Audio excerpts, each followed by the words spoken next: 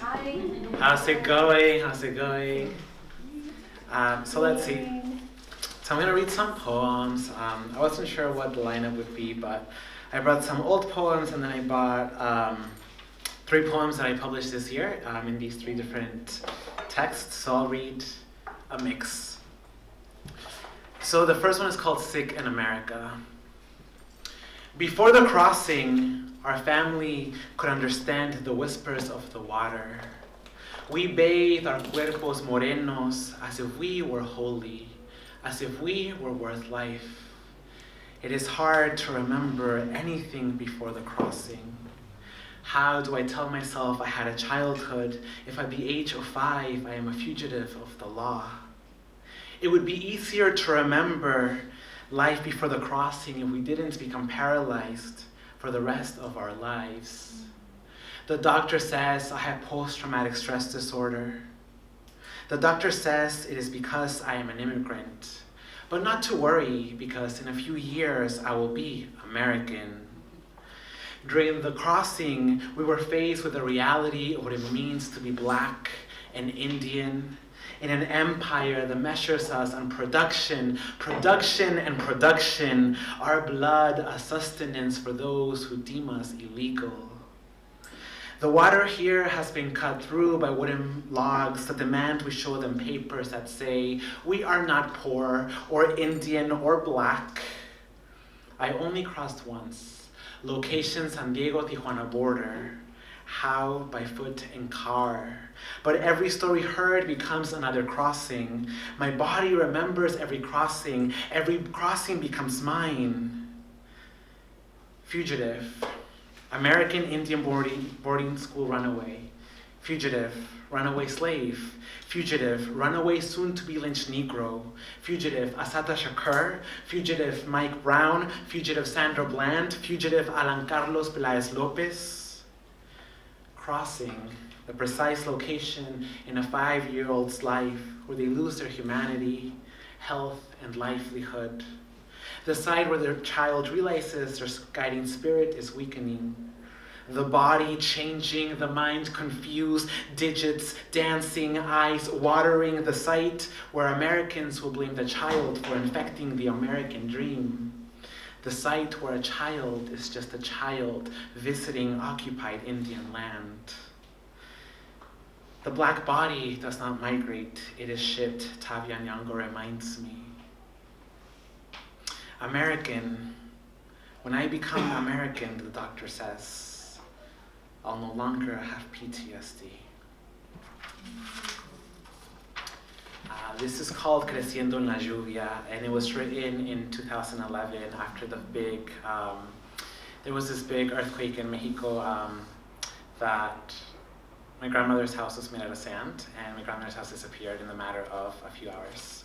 So I wrote it when I was still undocumented. Creciendo en la lluvia. Frágilmente, gotitas caen pintando mi camiseta y la tierra. Gringolandia se moja. El mar crece furiosamente y mi mente se acuerda, memorias borrosas, el agua goteando de las tejas, las gallinas aleteando a lo seco, tirando plumas por todos lados, los pollitos pillando. Esta imagen de Morelos se evapora gota por gota, pero recuerdo el olor de nuestros cuerpos húmedos corriendo desnudos en la tierra, cubriéndonos de lodo, humildemente pobres y flacos, con un poco de hambre, pero miedo y dolor nunca. El agua me recuerda de los llantos de mamá escuchando sus corridos de México y Sudamérica. Aunque no lloraba ruidosamente, las lágrimas eran más fuertes de esas lluvias que destruyen pueblos. No entendía por qué las lágrimas derramadas en vaso tras vaso tras vaso de tequila dolían tanto. Mis memorias en Oaxaca están empapadas con la necesidad de entenderlas. Están escurriendo, por eso escribo, en temor de que las memorias se sequen en el sol, el arco iris nunca saliendo. Pero cuando llueva, no lloraré, no lamentaré mi vida del otro lado. Solo respiraré y tal vez Un día saldré desnudo de nuevo, seré parte de la lluvia, levantaré tierra de la casa de abuelita Belén. Dejaré que las gotas caigan hasta que se moje y aguade. Llenaré mi cuerpo de lodo, me pondré más moreno de lo que soy, más negro, más chulo. Me acurrucaré en un árbol de mango y le contaré todos mis secretos a la lluvia, a la tierra y a los vientos. So I got papers when I started my PhD program, and when I started my PhD program, I felt like I went into like disaster mode. My stepfather got a deportation order, my mom had 5 criminal charges, and my grandmother died. So this is about, it's called mourning. Mourning, the act of imagining and rebuilding home. 1. What do you do when a WhatsApp message appears and the sender is not in phone book? 2. And what do you do when the message says Abuela has passed away and has already been buried? And what do you do when you cannot travel back to that country, state, pueblo, homeland, and what do you do if you do not know how to cry or ache and then cry? And what do you do when the poem does not come because the memories are not there? And how do you deal with having been undocumented for 17 years and not have said goodbye? And why can't Google fucking have an answer, a diagnosis to why I do not feel the pain? And when will sitting in a dark bedroom with a laptop and Word documents stop replacing bodies? And why is it that the first time I take an interest in mezcal is 3 months after her death, when I Google best mezcal in San Francisco for under $50? It's funny how I think I can replace bodies with gastronomy. Mezcal doesn't resurrect. A body is not mezcal. A poem is not mezcal. Mezcal plus poetry will not resurrect Abuela. 2. I didn't start drinking that night. But damn right I did done drink. Label read Nuestra Soledad, 100% agave, Oaxaca, Mexico, bottled at origin. It's funny how liquor can travel and the body cannot. At least distributors didn't forget the accent on Mexico's E, like I forgot all the memories of my fraternal abuela. I know all the excuses, but I refuse to give absent father, former father, the power to fade all childhood memories. 3. I finally visited my pueblo and abuela's home. Her mother is still alive with dementia. She remembered me after 18 years of absence. I finally visited my pueblo after reminding myself that I was no ghost or in a REM cycle. It is difficult to believe you are home when you've been displaced for so long. I finally visited my pueblo, saw photos of abuela, her ama, and her abuela. For the first time, these photos, these poems are how I recuperate home. I finally visited my pueblo and made sure I brought it with me. There is an altar as proof. I finally visited my pueblo. There is an altar as proof. There is a poem as proof. 4. Abuela. I was shown a photograph of your abuela. She carries a medicine pouch on her neck. It was exposed over her típica. Did you ever ask her if it was intentional? Abuela, there is an altar in my room. Your abuela's photo rests on the wall above it. Have you spent time with your abuela while visiting me? Isn't it beautiful that the 3 of us can reunite during Sunday evening ceremony? Abuela, there is an altar in my room, an offering to your abuela. This is how the pueblo taught me to reassemble home. Abuela, there is an altar in my room, an offering to your abuela. Are you comfortable in our home? Is there anything that you need?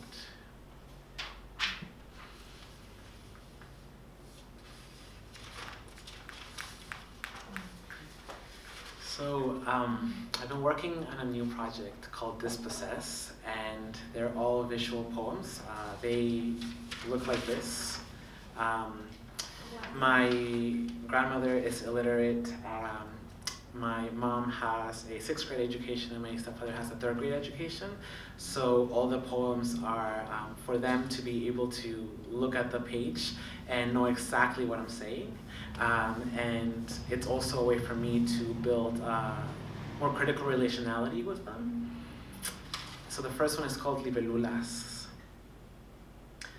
I looked for the dragonflies on my return to Oaxaca. Mama used to tell stories of gently tying string around their segmented abdomen and pretend they were pets on leashes until the tender insects released themselves or died. When Mama and I reunited in the United States, I used to tell her of the one day a year that the dragonflies traveled the village in packs. Teenagers would teach toddlers how to atrapar las libelulas and bring them home for each tia to roast in the oven. Abuela says she stopped eating dragonflies when I left. Mamá se fue, then Timo, y después yo. Abuela says she's still recovering from our absence. She got sick, depressed, and became disabled. For months, half her body was paralyzed. The village was left without a healer. No doctor, no ceremonies, just a throbbing pain because everyone was leaving. Beatty walked the desert with Marce, then crossed Rosie, and last Carla. I haven't tasted them since I was 5.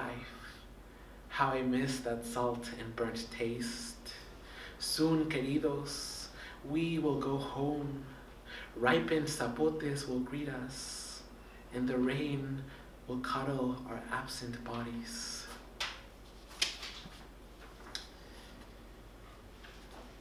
They're all called Dispossessed. So this is Dispossessed too. Today, my body is not a shadow. Both of my feet are planted on the crater. Unfazed, my eyes observe a gradient of green on one side and dirt pueblo brown on the other. The dirt under my white sneakers begins to tremble, and I see the throat turn a metallic orange. Although I can feel the dirt under my feet split, my body goes nowhere. I hear the Magna Reservoir, and from underneath my white sneakers, the throat of the volcano opens wide. I see the lava all over my body dance a wild quebradita. Tephra forms above me, and I know that this stream is about no eruption. I am being called into something. I am being summoned. I come from the people of the clouds, and the Tephra above me forms and suspends still. It does not swerve and drop like pollen or a pigeon's feather or leaves. There is no geography like this in my nation, and these structures never make it into stories. I stare at the Tephra and ask her, what do you need? What do you need? What do you need? The lava stops flowing. The cloud of Tephra disappears. It does not fall, it does not stain, it does not hurt. It just leaves. I notice 3, 5, 7 calderas and walk towards the one to my left. Cautiously, my eyes open again and it is cold. I raise my left hand to my face and observe my fingers. They are fine. When I awake, I feel that I am still dreaming. But I find enough strength to scatter and search for my phone. I text JT and say, today it erupted, and for the first time I did not die. Yesterday, in a dream, the US bought my village, transported it to California, placed the soil in a metal table, and auctioned it to the highest bidder. I'm not sure what I'm supposed to do anymore.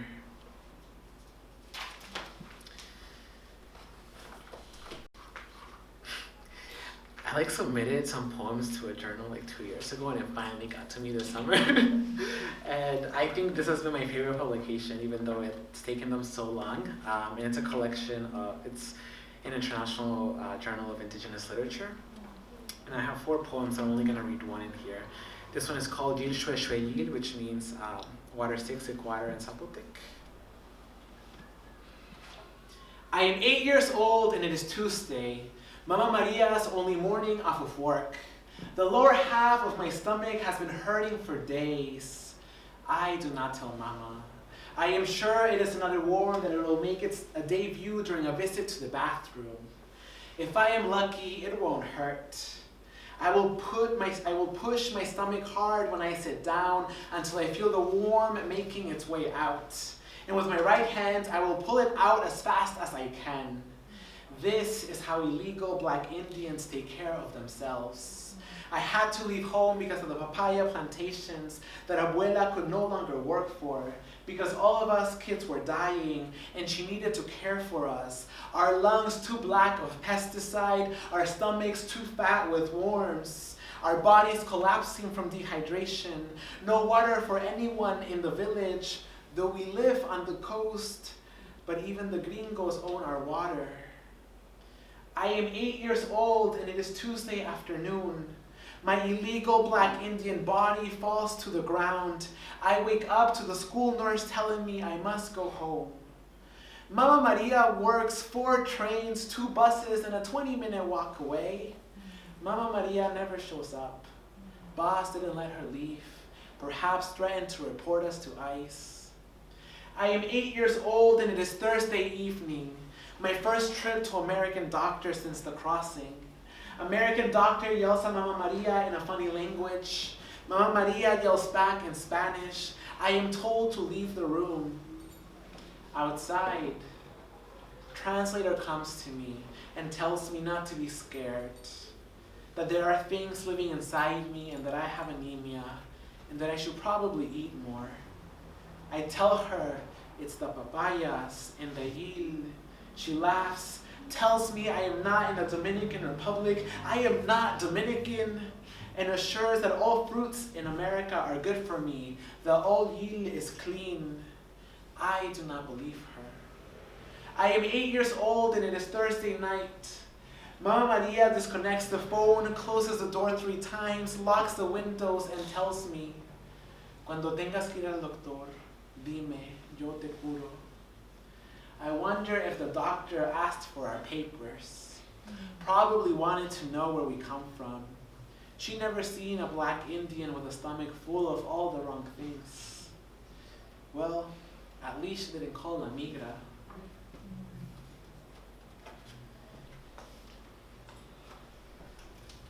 This came in last week, so I'm like, estrenando or what? It's called illegal intimacy. Querido, do you remember the smell of our sweaty bodies undressing in the privacy of your Harlem apartment kitchen? Querido, do you miss the touch of my skin as much as I miss the touch of yours? I miss the ways in which your manos negras acariciaban a mi pelo. Querido, do you remember the weekly ritual of washing each other's hair? For how could I forget the steel stool you keep in your bathroom for our Sunday morning travesuras? One would sit, the other scratch, caress, and clean the other's scalp. I miss our intimacy. I miss the touch of your fingers untwisting and unknotting my hair. I miss the smell of warm water and the coconut and hibiscus moisture conditioner making love to my scalp. Such unlawful activities that could have gotten me deported for refusing to perform good moral character, for refusing to shave this pelo malo, pelo sucio, pelo feo, and for tasting the sweetness of your flesh at 4:55 p.m., 9:10 p.m., 3:21 a.m., 7:30 a.m., and noon. Querido, I miss our intimacy. But I am done justifying to you why you should love an illegal alien. Querido, I miss our intimacy, and sometimes I think I miss you too, but most times I know that I do not. I only miss being held by you, cuddled by you, whispered to sleep by you. Querido, I have heard and felt and learned and felt and heard and learned that it may not have been your fault. It was not you who hated me, but the culture you inherited.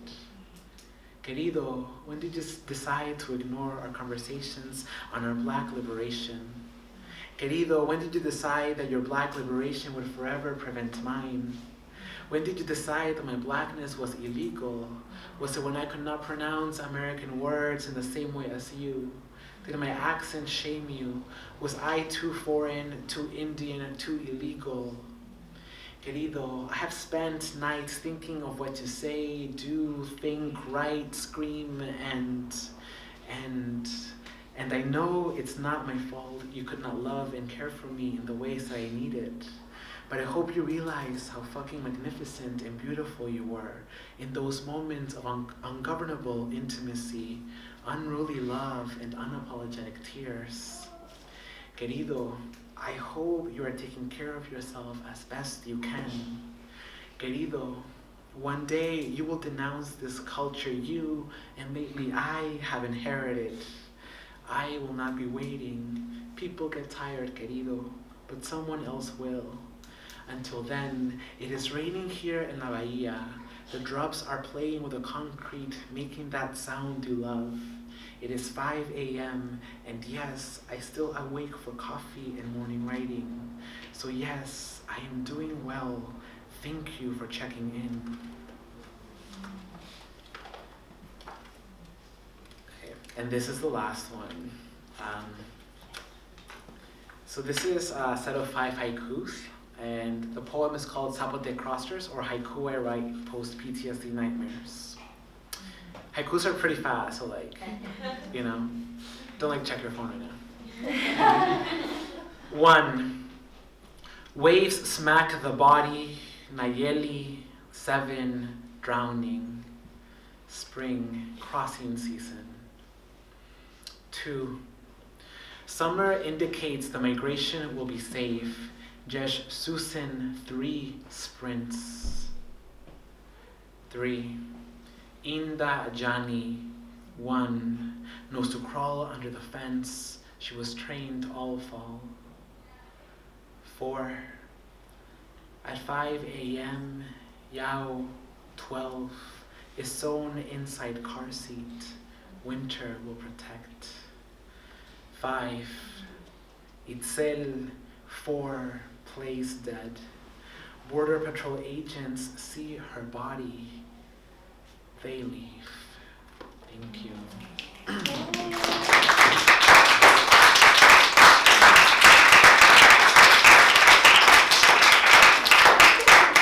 So now I want to introduce Javier Huerta, who will also be reading some poetry. And I feel like hearing Javier has been a dream of mine.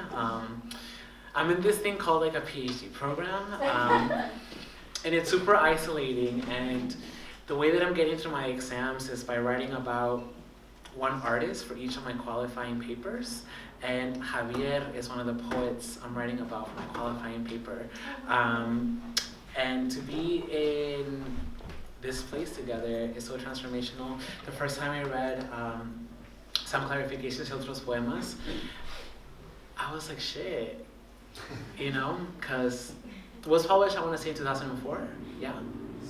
2007, but I didn't enter the literary scene until way later. And as far as undocumented poets, I feel like I can always count them in my hand. And most of them started pushing out work in 2012, 2011.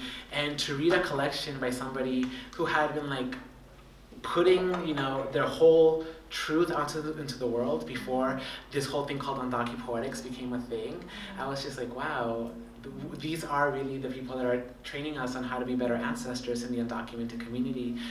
So I'm super excited to share space with you and to hear you read. I think you'll be reading from both of your collections, right? Oh, I don't know. I'm just making things up now. But both of Javier's books have been published by Arte Público Press. One of them is American Copia, and the second is Some Clarifications y Otros Poemas. So welcome, Javier, to the stage.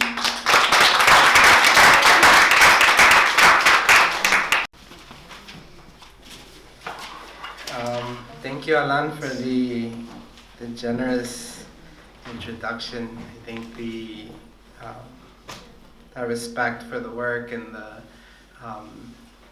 is mutual, and I'm very excited to see the work that's going to come out from you and that I read. I'm a nervous type, so it takes me a while to warm up. How many of you speak Spanish? So maybe I usually warm up with a joke or so. But to tie to my second book, I do have two books, as Alán said. The groundbreaking San Clarifications y Otros Poemas, and the code classic American Poesia. That wasn't the joke that I was going to start with. It just came out that way. Didn't know, and if you know it already, because I haven't come up with any new jokes, so if you've heard it already, then don't spoil it. ¿Qué le dice un guante a otro guante? I glove you. That's an okay response. I'll try some other ones. I'll try some other ones. I think the theme for me today, because I kind of left Berkeley a while ago, but I still live on college in Stewart, so I haven't left Berkeley. I left the university, but I'm still just down the street. I walk from here, or from the home. But I have shared the space, the Berkeley. I remember more the people, right, than anything. It's good to see familiar faces. Marcelo, Laura, Arturo, where's Marisol, Enrico, the neighborhood. I want to read pieces about people who I shared, like this way. If I miss them, I guess is one way to talk about this. I feel like they left, and sometimes when I'm in therapy, I say, I feel like they abandoned me. This is, that was a quasi joke, right? Sorry. Everyone knows that at UC Berkeley you have a Raza graduation. Right? Do they still call it Raza graduation? Yeah. Raza graduation, for those who identify as Raza, right? I think it's open, right? Whoever wants to be part of it. And I had a friend named Joseph Rios, who I can say more about afterwards, but this is about him. The closest thing I came to having a mentee as well. I remind him of that every day, that I'm his mentor. And that's our graduation, University of California, Berkeley, May 2012. So what, you think you're all bad now, Joe? Mr. College grad? Oh, I'm just messing with you. Congratulations. I'm always going to remember that day when we all met, you and me and Melissa. Not just because that's the day I first laid eyes on Melly.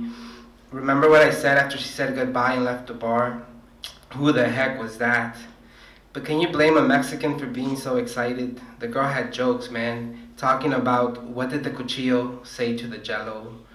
And she even indulged my funch idea. You get it? Fun lunch, funch.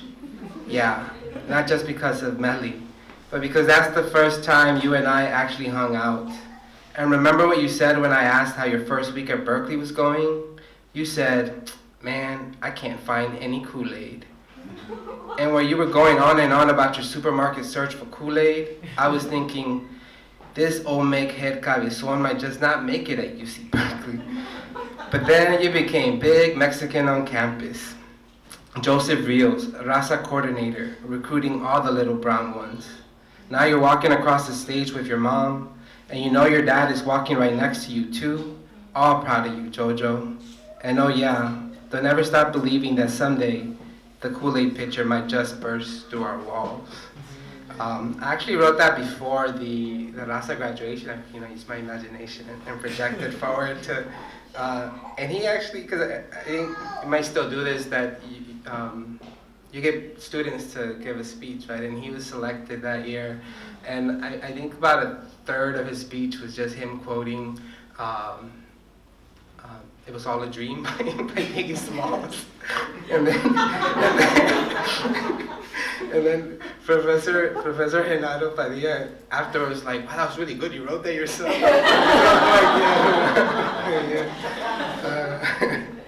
Anyways, he went on, he got his bachelor's here in English, and he went on to publish a book through Omnidom, and it just won the American Book Award this year. It's called Shadowboxing and Other Poems.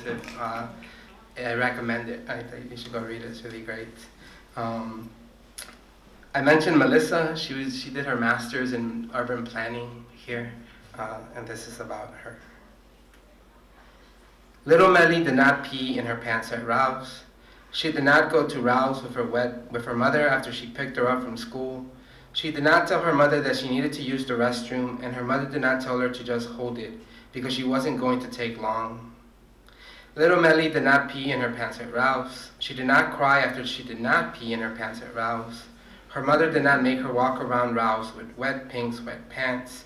She did not walk around with Ralph's with wet pinks, wet pants. She did not think about kids at school who did not pee in their pants. She did not think about how the school kids did not laugh at the kids who did not pee in their pants. She did not say that she did not want to ever be like those kids who did not pee in their pants. She did not say that she did not want to ever be like those kids who did not pee in their pants and did not get laughed at. Not so little Melly. Does not make sure to go pee-pee before she leaves any place. Not so little Melly does not make sure to go pee before she leaves any place, whether she has to pee or not pee. Not so little Melly does not make fun of little Melly, to pee or not to pee. That is not the question. Not so little Melly does not need to talk about the time when little Melly did not pee in her pants at Ralph's. So you get it? She did pee. And I got the double negatives there. I don't know if you picked up on the theme so far of the book. It's just a book about going to the supermarket. I suggested to my publisher at the Público that, I just wanted to be American Copia, the title, and my publisher said, well, we need a subtitle to, say poem, because it's not just poems, it's whatever it is. And they suggested An Immigrant's Narrative, right, which is an awful subtitle. And I said, well, I don't know about that. And I wanted it to be an epic about going to the supermarket, because that's kind of funny. And they said no, because you can already tell from the cover that it's about the supermarket. So we ended with an immigrant epic, but it's about going to the supermarket. So then I asked friends for stories about going to the supermarket, and some friends were very willing to, and I hope, because I feel like Marisol, I got your permission to include it here, so I'm assuming I have permission to read here. But I have one for Marisol, who's still here sharing space. Marisol has a story about grocery carts. I was going to be first person after this. So. Once upon a time, I was a young, high-achieving, broke perfectionist, knocked up, unwed, Chicana Ivy League student. So many stereotypes, so many oxymorons.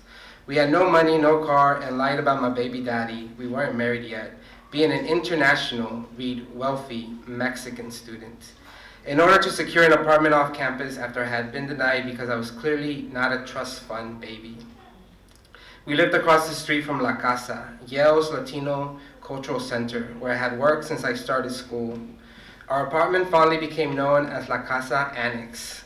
In any case, our corner place at 129 York Street, apartment 4G, was 2 blocks downhill from the Yale New Haven Hospital. Since it was common practice for undergrads to borrow grocery carts, they call them carriages on the East Coast, and post office carts, those big, huge ones for the mail, they were super fun to be pushed around in.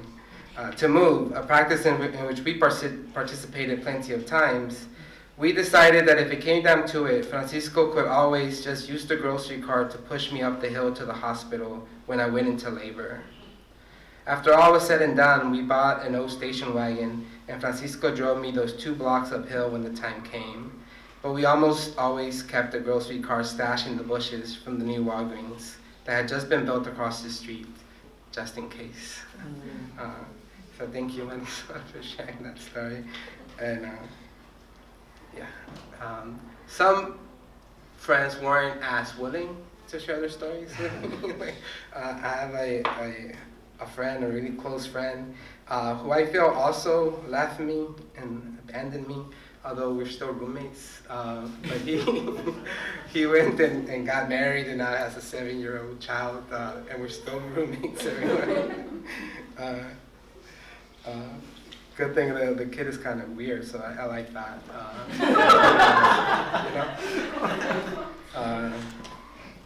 One of the things he's trying to do is the Michael Jackson lean. He's trying to figure it out. He says, is it magnets, you know? Like, is it magnets? Is it a nail? Like, he's trying to figure it out. And I think that's kind of cool. Anyways, I would ask my friend Leon, and I brought his book here. Leon, also a poet, Leon Salvatierra from Nicaragua. He came when he was 15 and a half during the Civil War there in the 80s, late 80s. And he, like many other people coming from Nicaragua at the time, also crossed without papers, right? And so he writes about that in this book and kind of try to cover that. But I asked him, do you know any story, do you have any stories about going to the grocery store, which is what I was asking all my friends, because I ran out of my own stories pretty quickly. So, and he just said, no, I don't know. He's like, no, I'm good, I don't have anything. But then in conversation, right, because you're good friends, we're good friends, so in conversation he would tell me a story, and it would be completely about the supermarket, and it's like, but that, I asked you, why didn't you tell me these stories, all these stories? He's like, you know what it is? He's like, I don't want to be in your stupid book. And he said it in English too. Sometimes he's talking Spanish, he said it in English. So you could tell he was really like not wanting to be in the book. So I put him in my book anyway.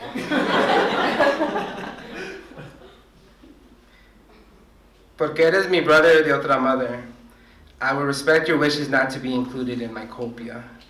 Pero brother, don't you think it's important to write about how you ran into some woman at a supermercado in Nicaragua 10 years after you dated her, how she was 18 years young when you dated her and she had just broken up with her older abusive married boyfriend, how she worked at the supermarket giving out samples, how when you saw her 10 years later, she was holding a baby and she told you that she had married the same abusive guy she used to cry about. How after talking to her, you looked at your hands and realized for the first time that they had aged 10 years. Brother, should I not write about that time when I didn't have any money on me, after the gym, after we had ran for an hour on the treadmill, and you offered to buy me a smoothie, but because all the smoothie places in the East Bay were closed, we ended up going to Lucky's, and you bought me a 32-ounce power drink, how I thanked you for the electrolytes. Should I keep silent about how when you met a young Mexican female supermarket employee, she mistook your question about laundry detergent as an invitation to dance naked, and how when she pointed at the powder, she meant to say, I want you to touch me the same night. Es que, brother, estas son cosas que se tienen que contar. And should we not record this for our own histories, how in 1988, you crossed the shallow river into Brownsville, USA, how you and 35 other mojados walked across the rocks of the river under full view of a military base. Esos no son nada, the coyotes reassured you. How you climbed out of the third world and onto a Ralph's supermarket parking lot. How you and the other 35 mojados rushed to the vans that were to take you to a cheap motel. How the Americans loading their groceries into their cars stared at you. How you didn't have the time to notice whether those stares rejected or welcomed you. He said, no, I could tell they didn't want me there. It's poetry, you have to have some ambiguity in it. I'll leave it at that. He mentions the fact that I wrote about him in his own book. We kind of just do it to each other. He has a preface which he calls to the reader. I didn't mark it, I just started it right now. Okay. He says, el sentimiento de impostor se intensificó cuando entré ilegal a los Estados Unidos. Me sentí como un intruso. Atravesé el río Bravo caminando porque estaba seco y rocoso. Después, al pasar por un arbusto, desemboqué en el estacionamiento de un supermercado. Creo que se llamaba Ralph's. Así descubría América en la ciudad de Brownsville, Texas. Esta anécdota ha sido poetizada por Javier Huerta en su poema épico de inmigrante American Copia. We're looking out for each other here. I'm going to continue with the theme here. I guess I promised you another joke.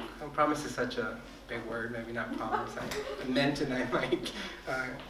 Another joke. There's a character in here, I have a short play in here. and he's a grocery bagger person. Right? Hector is his name, because he hectors people. He says, what did the corn tortilla say to the wheat tortilla? No te agüites. That's pretty good. I mentioned Reiko is here from, on her own, but she's still with Revolution Books, right, Reiko? And that was one of the first bookstores that reached out to me or to my publisher, and we did a reading for the first book, right, which is always, you publish something, you don't know how it's going to come out, or who's going to even read it or pick it up, so I've always been very grateful for that.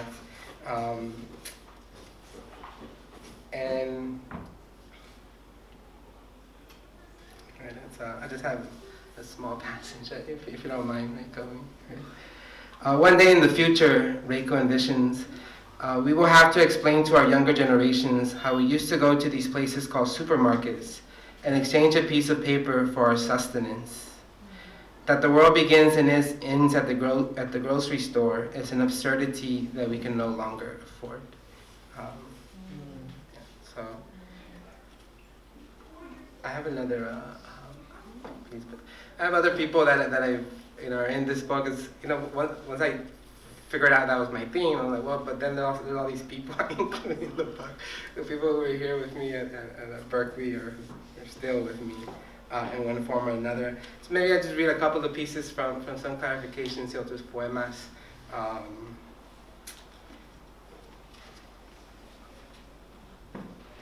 There's one.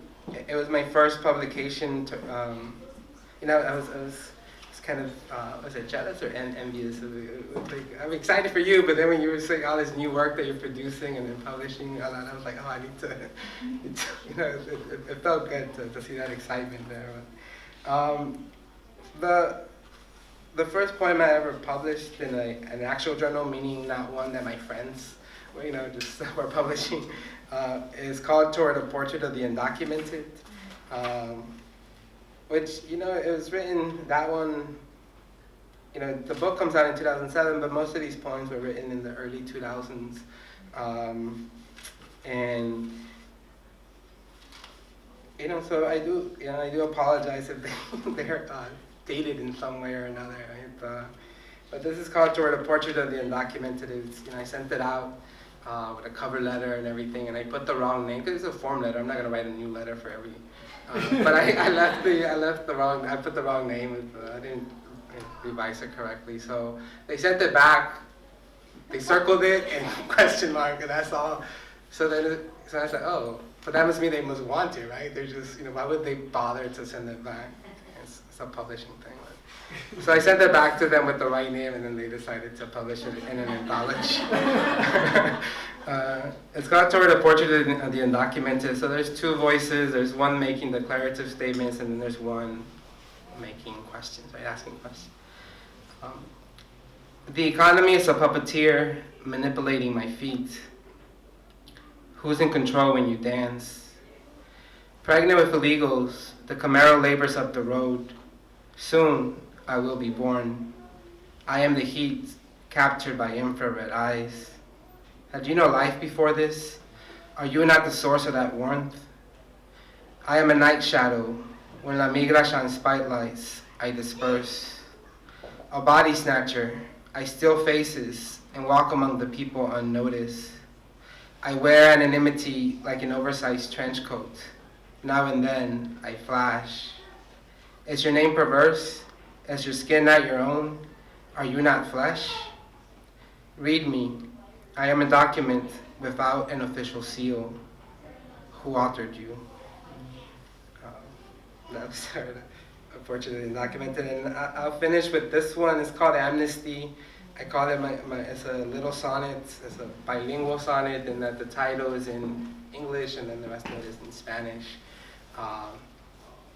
My family and I, we normalized our status through the amnesty clause in the Immigration Reform and Control Act in 1986. So it was the last comprehensive immigration reform law. Leon, everything else has been piecemeal, right? And like Leon, for example, because he's from Nicaragua, the NACARA law, which was for Nicaraguans and Cubans. But So amnesty, right? In terms of, amnesty is this word that whenever someone proposes some type of immigration reform, those who are completely against immigrating, they use that word, and it's supposed to just shut down debate whenever that word is. It's like a bad word, I guess. But it's also, amnesty is also, the privilege of citizenship that I have now, right? It's from this amnesty. I guess I was maybe thinking about all that as I was writing. Or maybe I was just thinking of what amnesty sounds like and playing with that. So I'll end with this. Amnesty. Mi mano hacia ti, me animaste, me amenazaste, mira nomás este. Mano, no seas así, a mí me necesitas, amnesia sin ti, amén, estoy. Amistad, no sé. Amé, no, sí, a ti, menos a ti. No nací de ti, amanecí en ti, mañana al oeste. Thank you.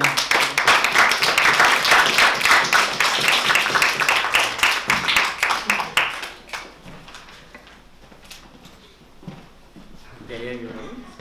I want to invite Delia now to read some work. Everybody give it up for Delia.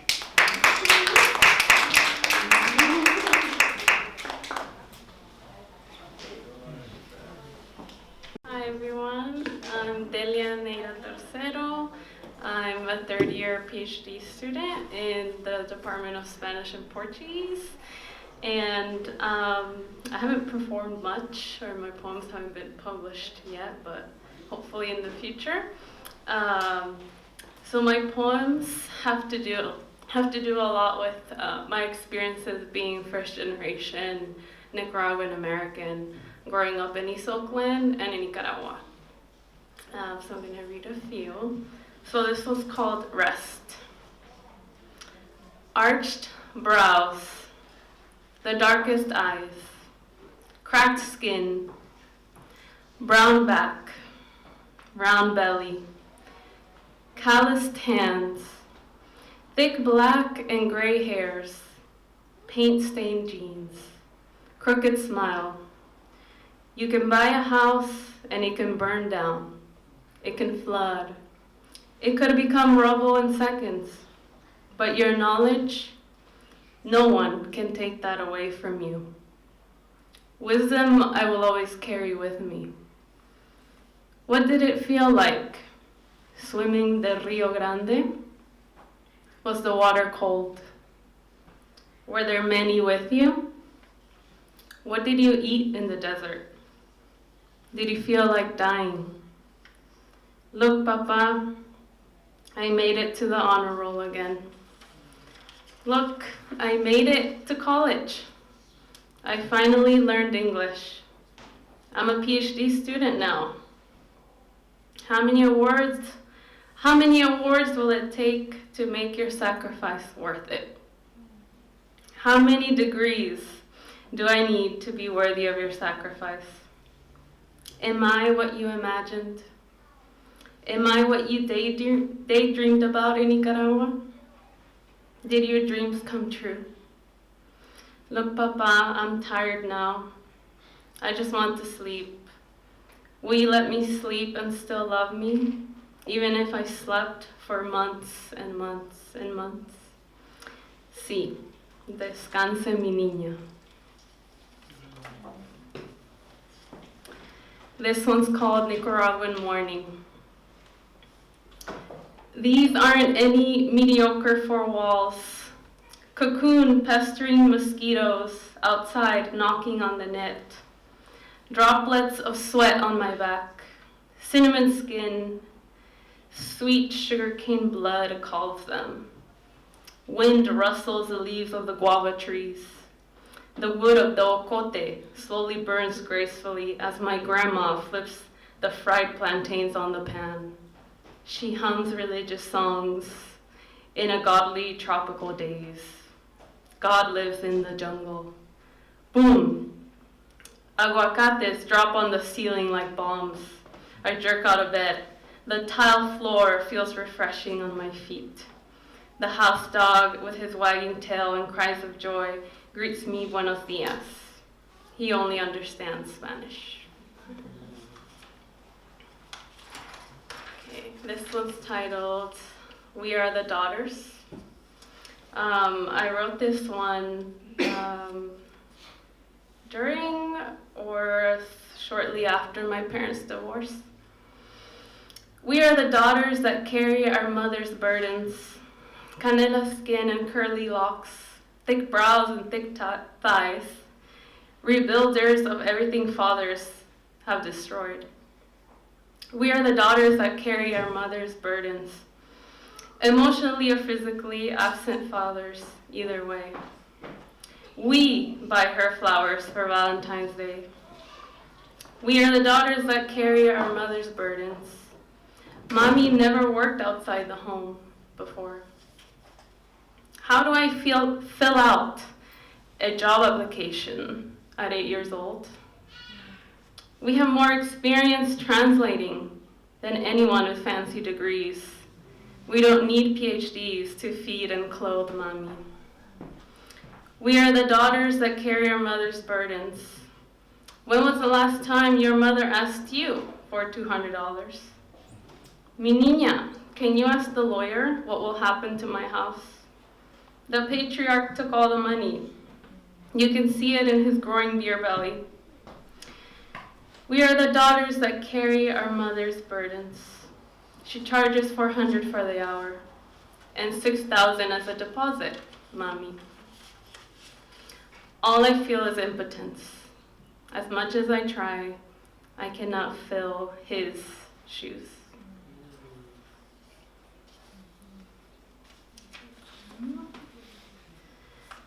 I have a couple more. Okay. All right.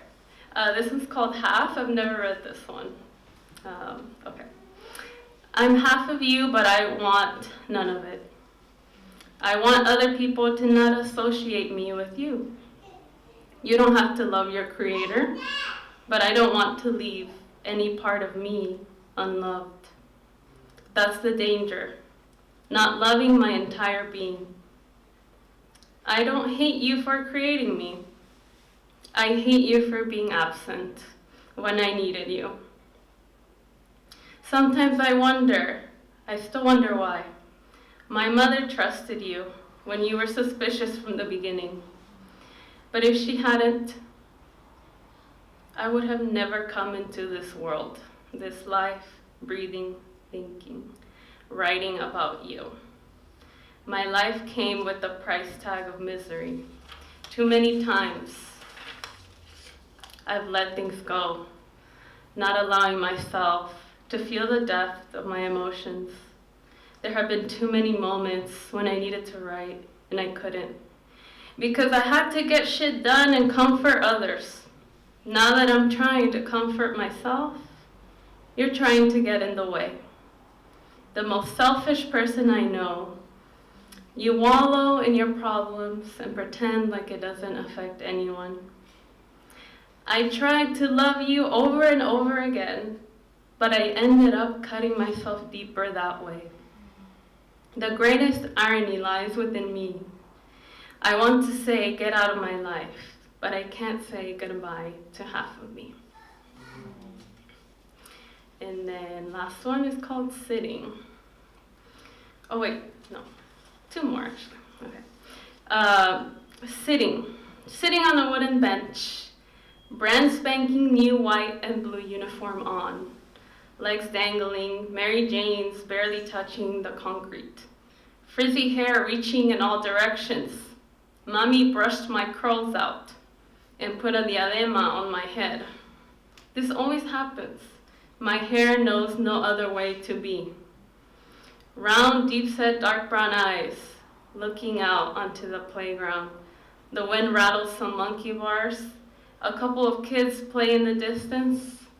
I grab my lunchbox, take the first bite of a perfectly symmetrical sandwich. Mommy made me.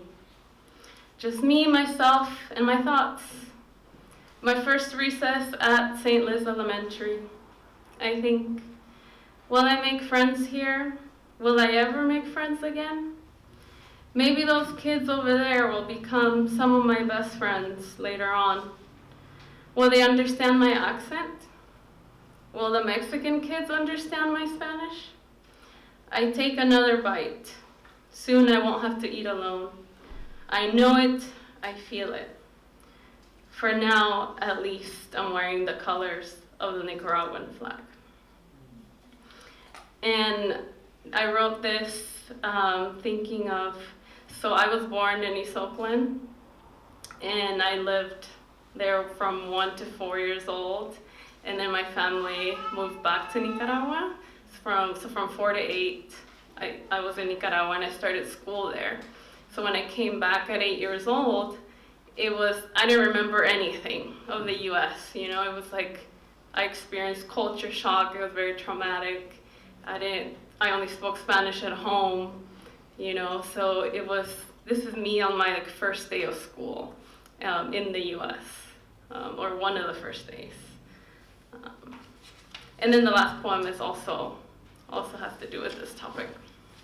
And this one's called Perdida. Perdida. Perdida, ojos lacrimosos impiden ver el siguiente paso. Ya no hay tierra debajo de mis pies. Aquí no hay adoquines, ni huecos, ni rupturas. ¿Dónde están los niños jugando en las calles? Si alguna vez te perdés, ubica la casa de las brujas, Delia. No sé si hay, pero la casa es morada y negra y puntiaguda.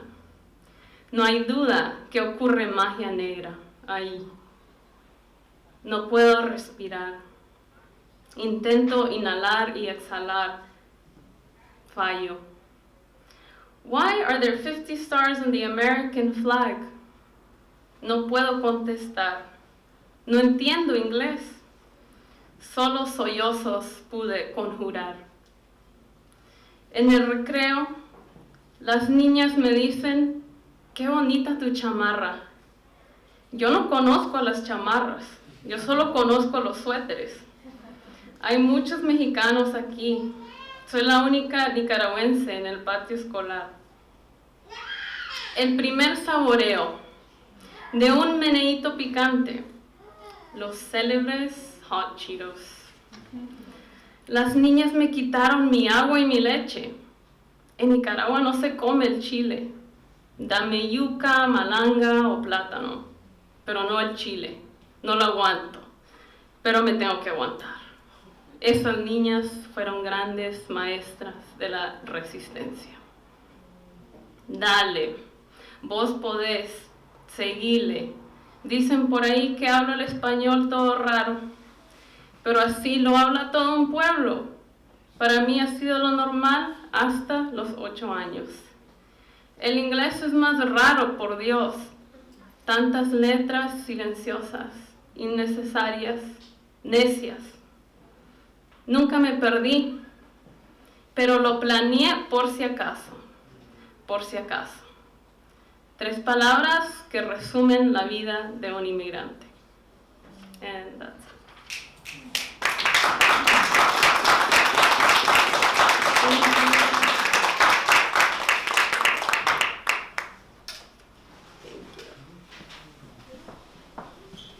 Arturo, ¿te animas? ¿Sí? Vale pues.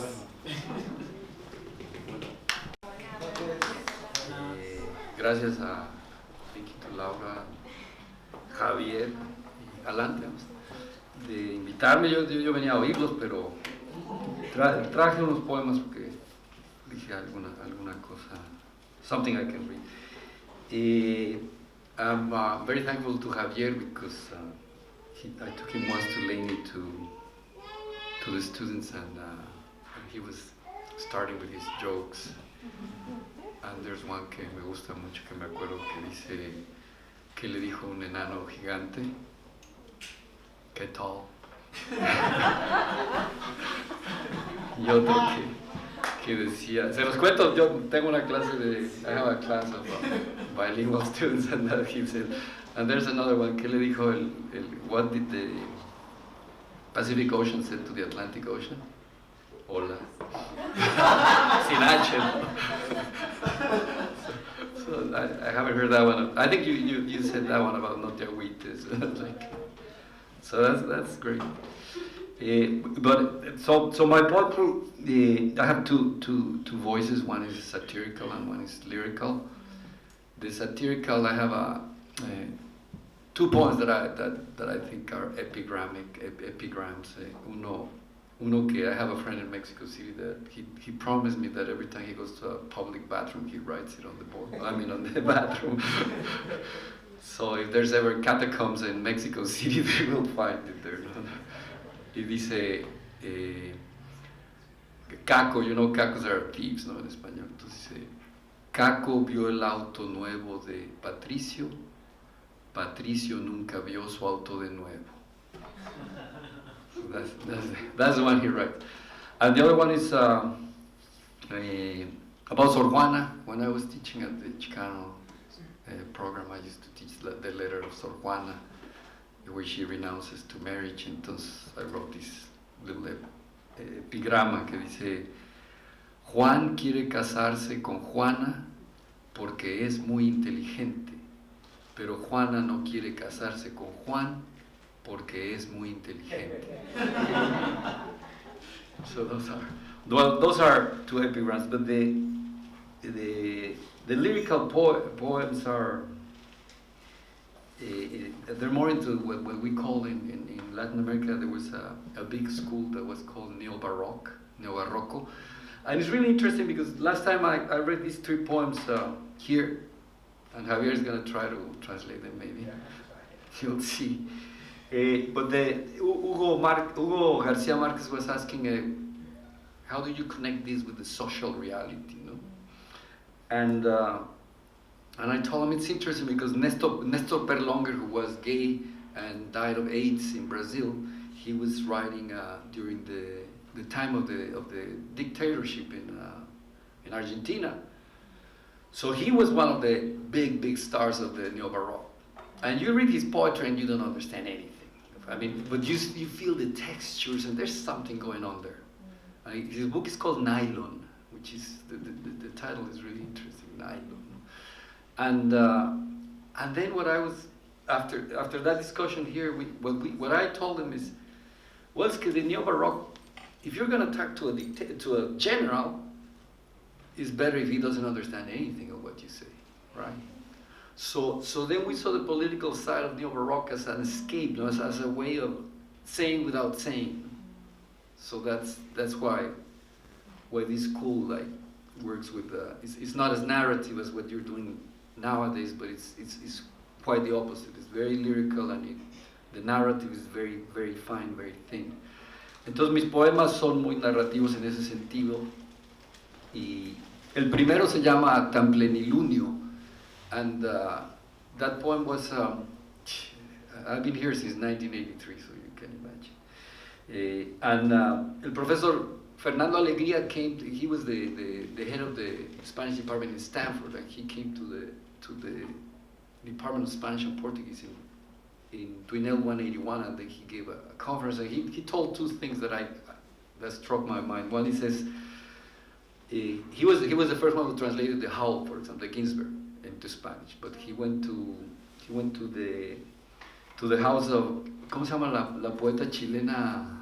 Gabriela Mistral, who was living in Santa Barbara. So he was young, like you guys, and he went to interview her, and when he came in, this butler opened the door. Ella era premio Nobel, was very famous, ¿no? Entonces, cuando llegó a la sala,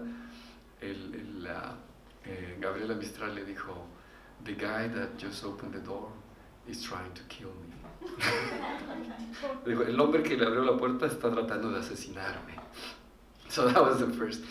And the second anecdote that I remember from Fernando Alegría is that he said that Pablo Neruda, when he was dying, he used to write a poem every day. Y cuando un día vio salir la luna en la Isla Negra, que no es ni isla ni es negra, en Chile, y la comparó con una fruta blanca. And that image triggered this poem that is called Tan Plenilunio. Y dice así: tardo mas no perezoso, sol sin astro, desnudo desaliento, de ideas despejadas en el espejo del tejido más profundo, oh destino armado sin sueño interlocal sombrío, siendo tan fruta blanca en el balance del horizonte, pero baja más bajo, baja luna hasta el final. Tristes más lentos pusilánimes tejidos del no ser tanto siendo, en el tan verde profundamente oscuro, tan túnel de la vida sin vida que vivifica, el astro tan búho desnudo sin soles en desastre, mientras pasa el solfeo sombrío del alma, pero baja más bajo, baja luna hasta el final.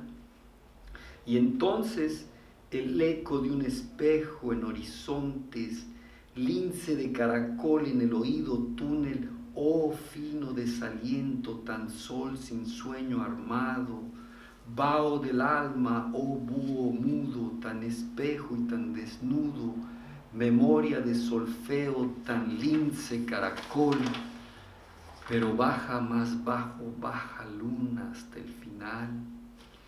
Más tarde, sin saber por qué, campanas tantas, tan desaliento, en el desnudo vaho del verde caracol de los espejos, sube y baja en solfeo de desastres y destinos y memorias, tan lince, tan sol, tan caracol, tan búho, tan alma sin párpados, tan fruta blanca en el horizonte, pero baja más bajo, baja, dulce luna triste hasta el final.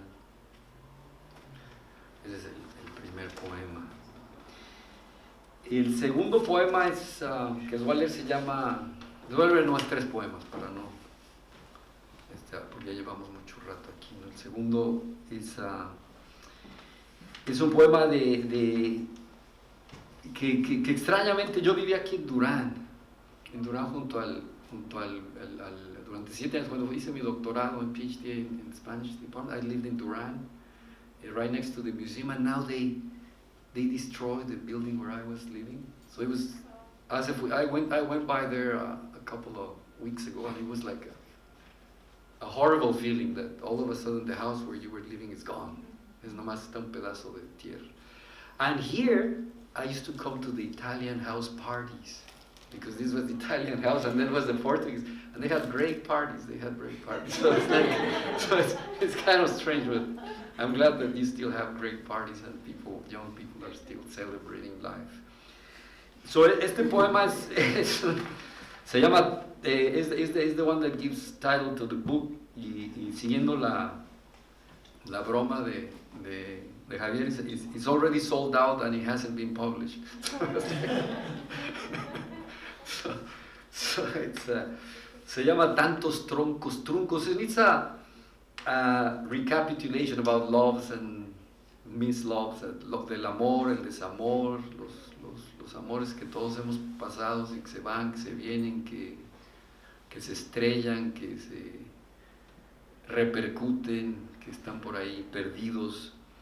Y dice así: tantos truncos de las insignes fogatas de examores fatuos, en la nube fragilidad de lo frugal, de ex bellas, estrellas, féminas, cadentes cabelleras, caballeras, rompientes y rampantes lunas, sobre astas cascadas de corazones, inciertos solamente. Mas también entre subterfugios y subterráneas memorias, en este paréntesis de prelatidos, bajo silencios vanos menos cansancio, basta no parar allí en los sentidos que resienten sentimientos, mordaces muérdagos en el aguijón del alma, hierba a lo largo de la yedra, manto extendido y alerta, absorto, púrpura abismal, incierto solamente.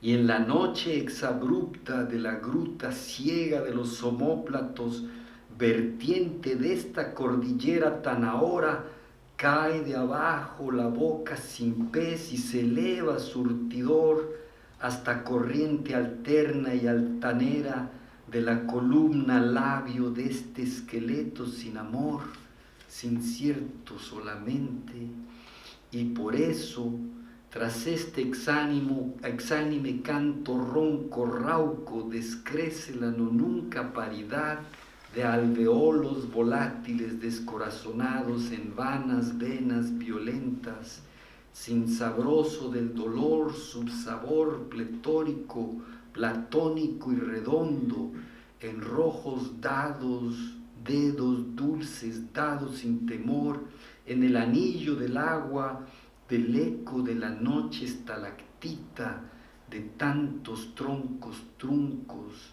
de estrellas,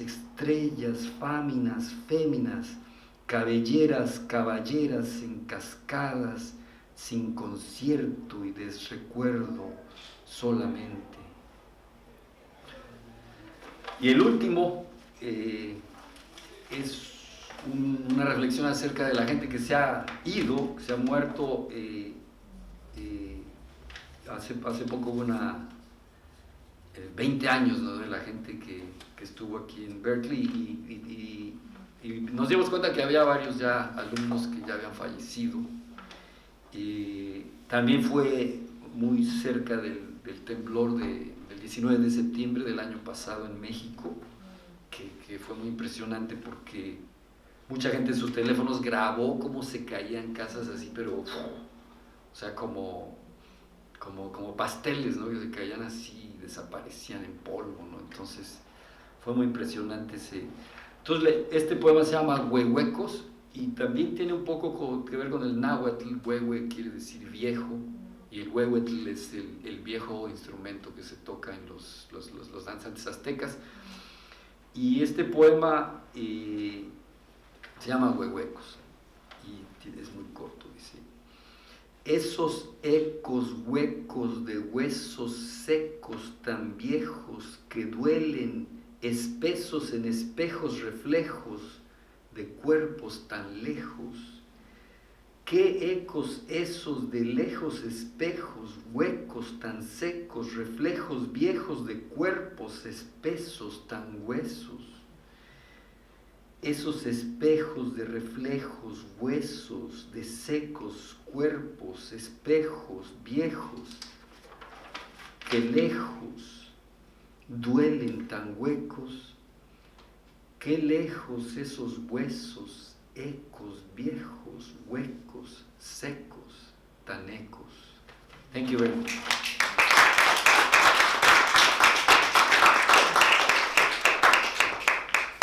So, thank you. I hope this neo-baroque style is not very different than yours. Muchas gracias, y gracias a Laura por invitarme. Esperemos que volvamos a escuchar sus poesías también pronto. Okay.